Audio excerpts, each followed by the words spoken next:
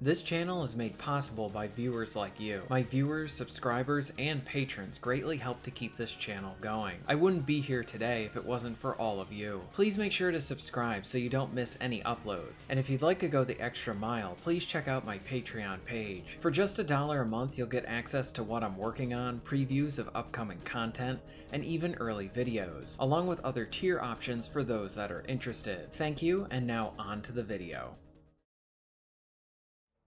Originally developed by Atomic Games and published by Konami, 6 Days in Fallujah was supposed to be released in 2010. Atomic had a history in making shooters, with another part of their company making training tools for the United States Marine Corps. The inspiration for this game came from a Marine who actually participated in the battle and asked for it to be made into a game. Even early on, this was going to be about the soldiers' experience, seeing what they saw now through the players' hands. Players would be presented with the similar dilemmas and situations someone who fought there would have probably faced themselves. Authenticity and realism appear to be two pillars for this project. Several interviews were conducted, from Marines to historians, Iraqi civilians, and more were done to help capture that feel. Atomic Games even described this project as a survival horror game. 6 Days in Fallujah was hit with a lot of controversy and a lot of negative press. Konami eventually backed away from the project and Atomic was hit with layoffs. This game was sort of indefinitely cancelled and nothing was heard from the project for years. Honestly, it seemed like we would never really get to see this original game and vision. But in February 2021, under a new developer and publisher, 6 Days in Fallujah was back, and it looked like now we were actually going to get to play this version. This June, it's being released in early access on Steam, and today I want to dive into the game for a bit.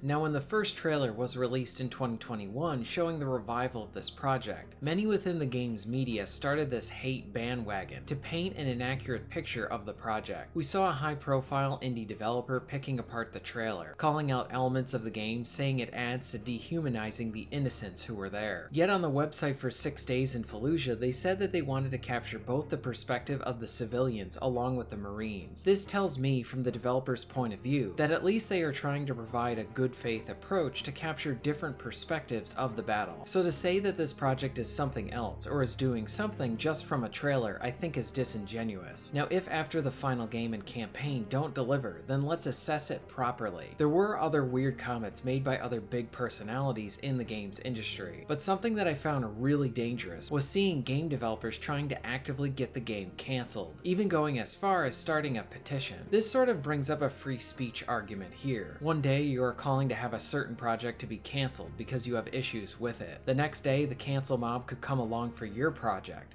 because they have issues with yours. Pushing to have projects canned because you disagree with them is a dangerous road to go down and could lead to significantly killing creativity within this medium. There's a lot of stuff that I may disagree with when it comes to other people's political or social beliefs, especially within the games industry, but I wouldn't ask for those games to be cancelled, even though I don't like that stuff. If we are going to have the opportunity to have as much creativity within this space, we need to not cancel projects just because we disagree with them. Now, if the final game is disingenuous or bad faith, or even just simply flawed, we have every right to critique it, analyze it, and present our thoughts on it. Players will vote with their wallets on what games they want, and if you want to know what they think, read some Steam reviews. Gamers are very passionate and vocal people. The games media, some of these game developers and personalities need to do a better job and not try to get projects canned just from an announcement trailer.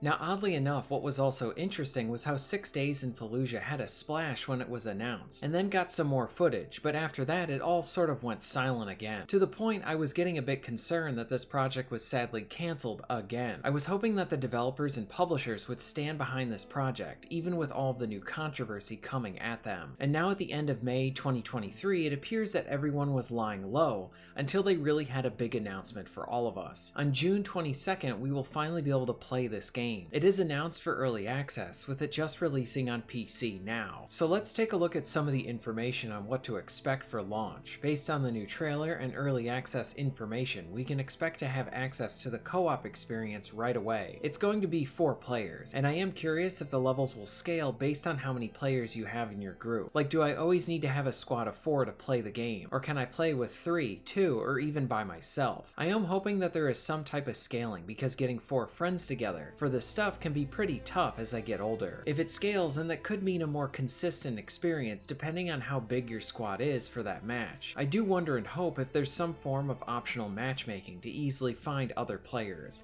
along with private options. And with the single player campaign being released at a later date, I really want the co-op missions to have that single player option with the appropriate scaling. It could also be a good way to explore and slowly take in the mechanics before jumping into a fully loaded squad match. The early access page makes note of being able to play within urban environments and further iterating on the procedural generation for the instances. As it pertains to the maps, I hope that we will see other types down the road, maybe even other locations as well. The best execution of the randomness element will be how fresh it can make it feel continually. Will we see different buildings, arrangements of structures, enemy locations, types of enemies, maybe even supplies? Will there be time of day or differences with needing to deploy new tactics if it's during the day or at night? What about other weather-related elements that could significantly affect combat and need to manage? This is definitely an element that is great on paper and conceptually, but it will remain until we can actually get to play this for a bit and see how fresh it can continually feel. I do want to make note too that this is releasing in early access, so even the randomization might not be where the developers 100% want to be, but we need to see that it's headed in the right direction and hopefully provides enough good stuff at launch.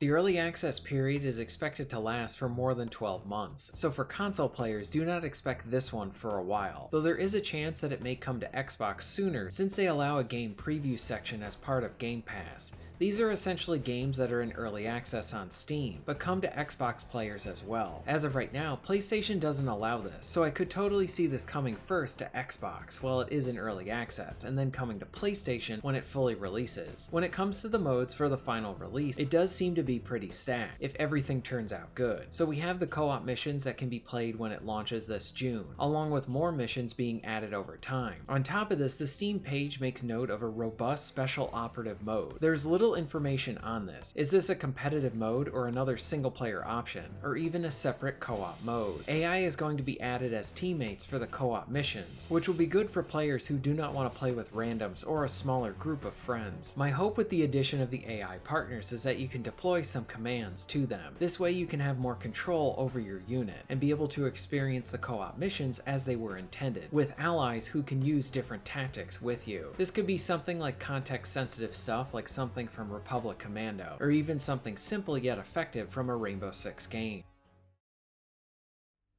Now for all of you not interested in these co-op missions, there's going to be a dedicated story campaign. The single player campaign aims to recreate true stories of American soldiers, along with the Iraqis during the battle. From a story perspective, this really caught my eye about the project. Highwire Games seems to be pushing on telling the story about the guy on the ground, the soldiers who fought, and the people who live there. They seem to be shooting for authenticity with all of the interviews they conducted, with military personnel, actual soldiers who fought, and civilians. It would appear that during the campaign we will be fighting as a soldier, and as a father trying to get their family out of the city. There's a lot of potential for interesting gameplay sequences for both. The soldier gameplay will probably be similar to the co-op gameplay, but playing as the father is a whole new element, and I'm very interested in how that will play out. The trailers like to show some of the interviews about the battle, and it would seem that these will be featured in the game in some way. Honestly, I hope this stuff is interwoven well into the gameplay and story. I am thinking something along the lines of how Band of Brothers did it at the beginning of each episode, or how older Medal of Honor titles would provide real war footage during the briefings. This sort of stuff, especially the interviews, adds a considerable amount of weight to the episode, or action that will be going on, because being able to see and hear from these people who were actually there gives us a glimpse of what it was actually like. My hope is that 6 Days in Fallujah has a good launch. With it being in early access, it definitely will not be 100% where the developers want it, and there will be a bunch of things that need to be improved on. This is probably why they decided to go for an early access release, but there are a lot of benefits to doing it this way. The one big thing is that it allows for a community to grow around the project, and better yet, form these relationships with the developers and players to provide and address feedback. The best early access projects are the ones where the developers take the feedback to heart and listen listen to their community. And while I have no idea about the quality of the game, because I have not played it for myself yet, Highwire Games does have veteran developers who worked at Bungie, so there is some Halo and Destiny talent there, and these guys definitely know how to make really good shooters. I wish them the very best of luck on it, and I hope the launch goes smoothly. What are your thoughts on 6 Days in Fallujah? Do you believe games should be cancelled because you disagree with the topic or find potential issues with it? Are you looking forward to this game? What catches your eye about it? Let me know all of your thoughts in the comments down below. If you're interested in being notified of new videos, please hit the subscribe button and bell. And if you would like to support the channel and get early access to content, please check out my Patreon. All of the links will be at the end of this video and within the description. And thank you very much for watching.